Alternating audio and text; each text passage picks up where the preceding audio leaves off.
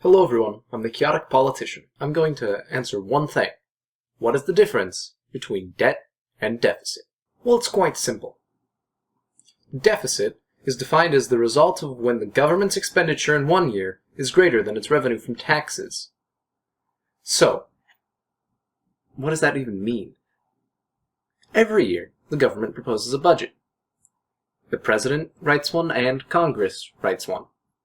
Congress approves the final budget, but during the period when they're writing the budget, they're bickering about what gets what, how much money goes to the NEA, and all of that. Generally, the president's office gets blamed with any problems in the budget, and we have to deal with that. You know, it's thanks Obama this and thanks Obama that, budget, budget, budget. Now, you know, he gets blamed for the deficit and the debt. The debt is the total accumulation of all deficits. So what do I mean by the total accumulation of deficit? Well, let's put it in a little scenario. I decide that I'm going to go buy a hat. I'm going to go buy a hat. But I don't have what is necessary to purchase the hat, you know?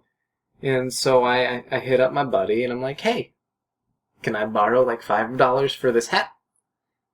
And he's like, sure. And that year, though I did make income or whatever, I was $5 short. So now my debt is $5, but because I ran a $5 deficit. Now in the next year, you know, I go out again and I borrow, you know, $15 for something else, and now my, you know, deficit that year is 15, but my total debt is 20. You know, and that's how it works with, you know, government, except it's billions of dollars and not like $20. So that's the budget, you know, creates the deficit, which creates the national debt. So you're probably asking, well, why does this even matter? Well, the thing about budgeting and deficit and debt is that we see a decrease in deficit when taxes are raised and an increase in deficit when they are decreased. The way that the American economic system is set up is one where we actually have to borrow money that we can't raise on our own through taxes. We borrow the money from foreign investors. China is a huge contributor to our yearly budget. And instead of writing budgets around what we can actually afford, we have to write budgets around what Congress proposes, and that puts our nation in debt. Now, you guys are probably a little angry. You're like, hey, my government's squandering my money. Well, yes and no. Yes, they're using your money, probably not to its peak efficiency, but they're also borrowing money from another investor, which means that China has a vested interest in the American economy because of the money it's put into it, just like we do. Our budgets pay for things like tanks, airplanes, military officers, postmen, things that are really kind of important. We also have this problem where we don't raise enough tax revenue to do things that are quintessential to our society. Have you ever driven down like the road and noticed how bumpy it is?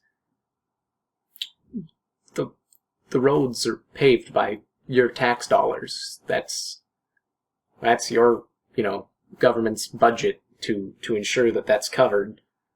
And we've seen a rise, particularly with the Republican field I shouldn't say Republican, the conservative movement, to decrease the amount of taxes, whereas in the more liberal ideology, we want to raise taxes, and it's all about how much deficit will actually accrue. It's about covering things that, you know, we take for granted, but it's also about getting foreign investors out of our economy in the sense that if we can't fund our own military, what happens when we go to war? You know, China manufactures parts for our warplanes and whatnot, and if we can't even afford to pay our own military budget, and we buy the parts that go into our military budget from the country that helps us pay for our military budget, shouldn't we fix that? Shouldn't we use our democratic voices and go elect some congressmen and some senators who will propose a budget that doesn't harm our society. Democracy starts when your voice is out there. Thanks again for watching. Hey, this is the Quixotic politician. I'm here at a little post-op, and I would like to apologize for that highly political rant that I went on in this video. However, I will continue to upload these and try to keep them a little less polarizing.